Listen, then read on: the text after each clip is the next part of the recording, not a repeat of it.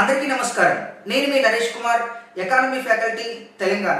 ఈరోజు మనం ముఖ్యంగా ఇండియన్ ఎకానమీకి సంబంధించి, ఇండియన్ ఎకానమీలో పేదరికానికి సంబంధించి ఒక ముఖ్యమైనటువంటి అంశాన్ని తెలుసుకునేటటువంటి ప్రయత్నం చేద్దాం. ముఖ్యంగా తెలంగాణ పోటీ పరీక్షలకు సంబంధించి, మరి భారతదేశ పోటీ పరీక్షలకు సంబంధించి పేదరికం అనేటటువంటి చాప్టర్ చాలా ముఖ్యమైనటువంటి చాప్టర్.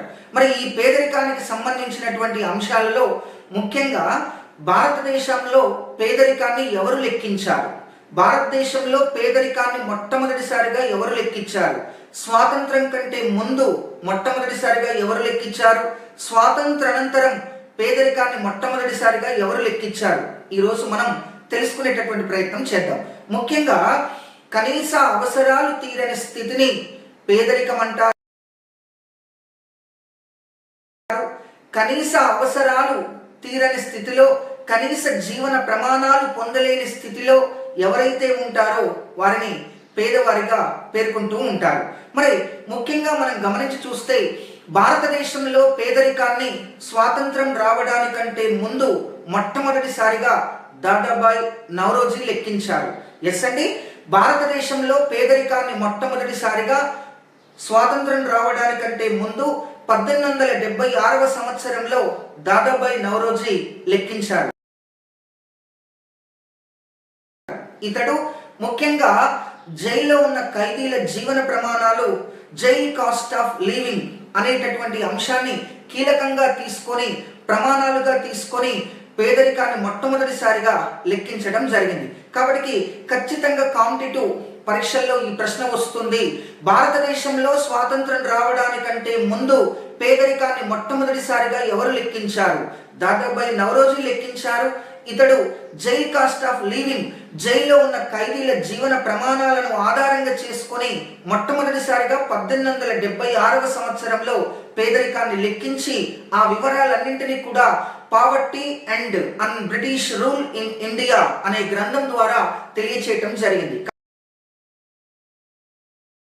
కాబట్టి తప్పనిసరిగా ఈ అంశాలను గుర్తుపెట్టుకోండి. భారతదేశంలో పేదరికాన్ని మొట్టమొదటిసారిగా ఎవరు లెక్కించారు?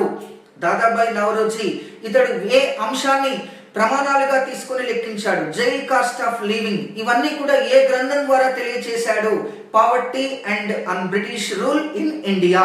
మరి భారతదేశానికి స్వాతంత్రం వచ్చింది 1947 ఆగస్టు 15 స్వాతంత్రం వచ్చిన తర్వాత మరి భారతదేశంలో స్వాతంత్రానంతరం పేదరికాన్ని మొట్టమొదటిసారిగా ఎవరు లెక్కించారు?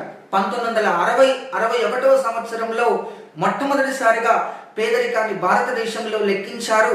ముఖ్యంగా దండేకర్ మరియు రత్తులు భారతదేశంలో పేదరికాన్ని స్వాతంత్రానంతరం తొలిసారిగా లెక్కించటం జరిగింది. మరి దండేకర్ మరియు రత్తులు భారత్లో పేదరికాన్ని లెక్కించడానికి వీళ్ళు ఒక కొలమానాన్ని తయారు చేశారు. ఆ కొలమానాన్ని ఏమని పిలుస్తారంటే ఎస్ పావర్టీ లైన్, పేదరిక రేఖ, పేదరిక వలయం, దారిద్రపు రేఖ. ఇంగ్లీష్లో సింపుల్గా పావర్టీ లైన్ అంటారు, పేదరిక రేఖ.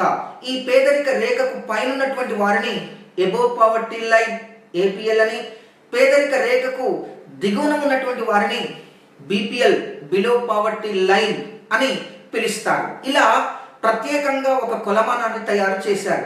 భారతదేశంలో పేదరికాన్ని లెక్కించడానికి ప్రత్యేకంగా ఒక కొలమానాన్ని దండేకర్ మరియు రత్తులు రూపొందించారు. ఆ కొలమానం పేరు పావర్టీ లైన్, పేదరిక రేఖ. పేదరిక రేఖ పైన ఉన్న వారిని ఎబోవ్ పావర్టీ లైన్, పేదరిక రేఖ క్రింద ఉన్నటువంటి వారిని బిలో పావర్టీ లైన్ గా పిలుస్తారు. ఇక వాళ్ళు పేదరికాన్ని లెక్కించడానికి మరి క్యాలరీలను కూడా తీసుకోవటం జరిగింది.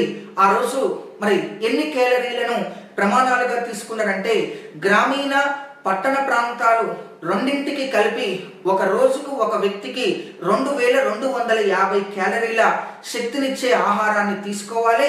అంతకంటే తక్కువ క్యాలరీలు తీసుకున్నటువంటి వ్యక్తిని పేదరిక రేఖకు దిగువన ఉన్న వారిగా గుర్తిస్తూ వారు ప్రత్యేకంగా క్యాలరీలను ప్రమాణాలుగా తీసుకున్నారు.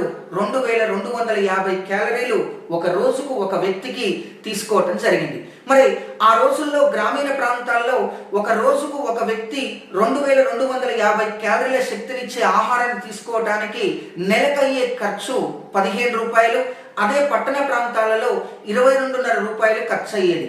ఇంతకంటే తక్కువ ఖర్చు పెట్టేవారిని, గ్రామీణ ప్రాంతాల్లో 15 రూపాయల కన్నా తక్కువ, పట్టణ ప్రాంతాల్లో 22.5 రూపాయల కన్నా తక్కువ ఖర్చు చేసేటటువంటి వారిని బిలో పావర్టీ లైన్ గా గుర్తిస్తూ, ముఖ్యంగా వారిని పేదవారిగా గుర్తిస్తూ ఆనాడు దండేకర్ మరియు రత్తులు భారతదేశంలో పేదరికాన్ని లెక్కించడం జరిగింది.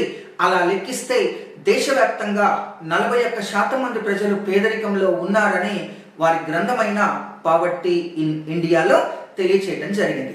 గుర్తుంచుకోండి, భారతదేశంలో పేదరికాన్ని స్వాతంత్రం రావడానికంటే ముందు దాదాబాయి నవరోజీ లెక్కించారు. స్వాతంత్రానంతరం మొట్టమొదటిసారిగా 1960-61లో దండేకర్ మరియు రత్తులు లెక్కించడం జరిగింది. గుర్తుంచుకోండి, తప్పనిసరిగా ఈ అంశాలు కాంపిటేటివ్ పరీక్షల్లో ఉపయోగపడతాయి. ప్రతిరోజు మంచి మంచి అంశాలతో మనం కొత్త విషయాలను తెలుసుకునే ప్రయత్నం చేద్దాం. Right, thank you very much. Thank you all.